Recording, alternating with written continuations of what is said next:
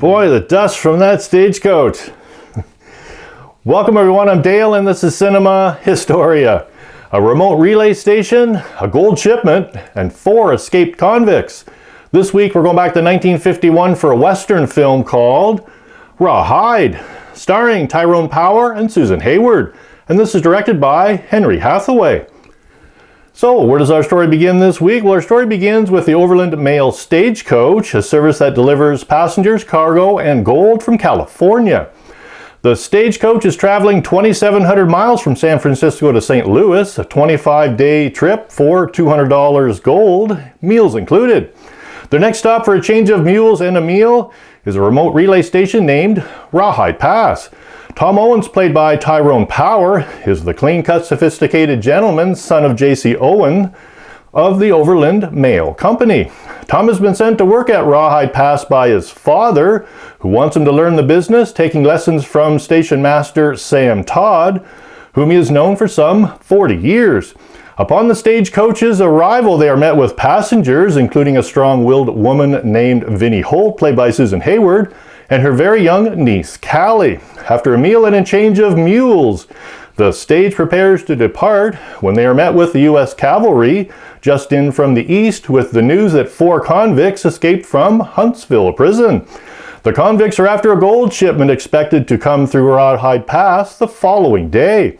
The U.S. cavalry intends to escort the Overland stagecoach on its way east, but children are not permitted to ride into a dangerous situation, so Vinnie and Callie are left behind. After Vinnie and Callie take over Owen's room for the night, she visits the nearby hot springs for a bath. While they are gone, a man approaches the outpost on horseback, stating to Tom and Sam that he is a deputy sheriff from Huntsville. Both leery, they soon learn that the man is escaped convict Rafe Zimmerman, who signals the other 3 convicts, Tevis, Yancey, and Gratz, to ride in and take over the outpost as well. So, is there a second stagecoach approaching Rawhide Pass? Does Tom and Vinnie plan their own daring escape, or do restless convicts begin fighting amongst each other? Released March 25th, 1951, this story was written by American screenwriter and film director Dudley Nichols. Nichols wrote or co-wrote screenplays for films including Stagecoach in 1939, For Whom the Bell Tolls in 1943, and Scarlet Street in 1945, just to name a few. With film critic Rotten Tomatoes audience reviews stating Susan Hayward and Tyrone Power had their hands full, Henry Hathaway's Rawhide is a classic Western. This film received 3 award wins. A 1952 Bambi winner for Best Actor International for Tyrone Power, a 1951 Photoplay Award win for Best Pictures of the Month, and a 1951 Photoplay Award win for Best Performances of the Month for Tyrone Power. Good job, and a great Western. When you get around to watching this one, I hope you enjoyed it, and if you did, could you please leave it in the comments? I'd love to hear from you.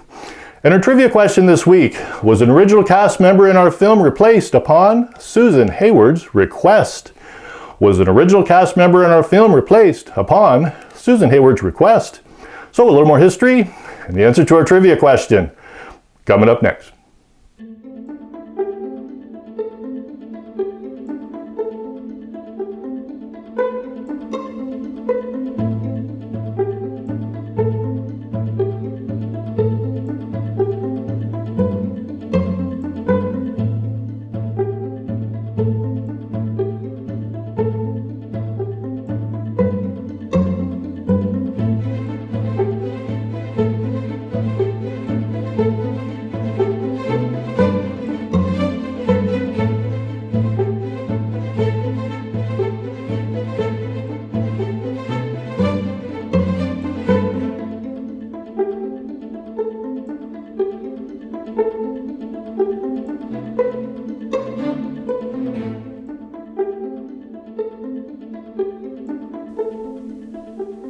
Was there a real Overland Mail service back in the day? Yes, and one of them was the Butterfield Overland Mail Service, making it the subject of this week's history.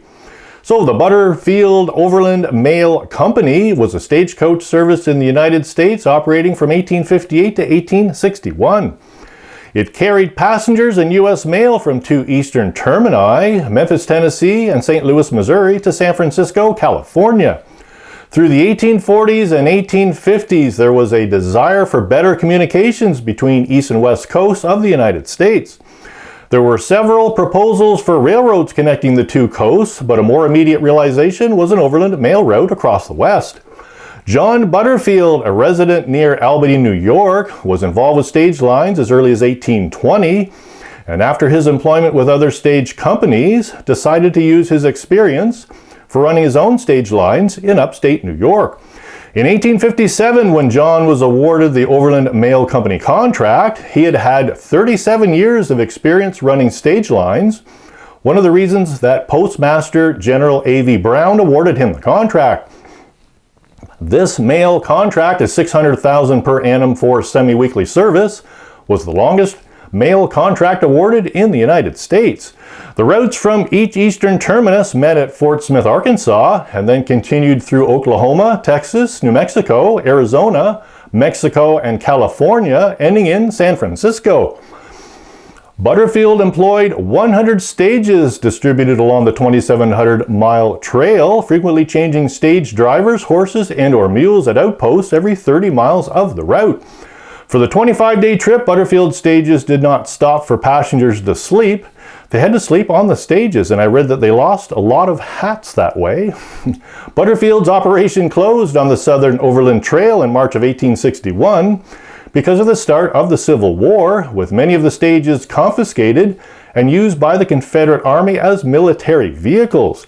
As much of the equipment as possible was transferred to the Central Trail to continue the Overland Mail Company contract. On October 10, 1958, a 100th anniversary Overland Mail commemorative stamp was issued by the U.S. Post Office. And in 2023, the route was designated a National Historic Trail as part of the National Trails System. Isn't that cool? And the answer to our trivia question this week: was an original cast member in our film replaced upon Susan Hayward's request? Yes. Everett Sloan was originally cast as Tevis in our film. However, Susan Hayward complained about Sloan's roughness in a scene and was replaced by one of my favorites, Jack Elam.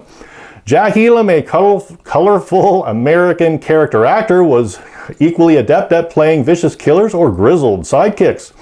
Jack made a career with his eerie, immobile eye. It was caused by a fight with another kid at age 12 during a Boy Scout meeting when another boy took a pencil, threw it, and it jabbed his eyeball. Ouch. Jack Elam performed in 73 movies and in at least 41 TV series.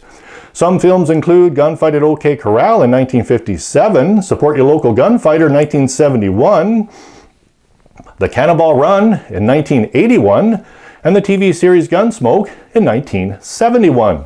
Jack is an honoree in the first annual Golden Boots Awards and was inducted into the National Cowboy Hall of Fame in 1994. Isn't that cool?